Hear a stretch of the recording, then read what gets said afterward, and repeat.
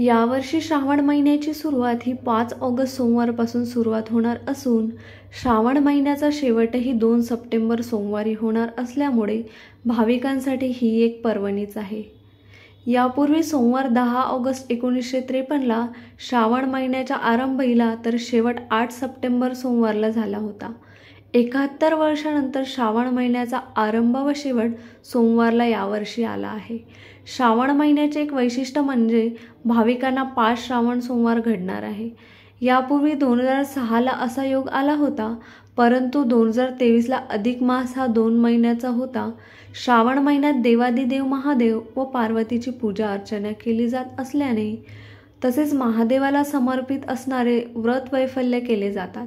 तसेच या महिन्यात रक्षाबंधन, नागपंचमी, गणपती असे सण उत्सव असल्याने हा महिना पवित्र मानला जातो। Navnath Darui, the sting operation news, Ner.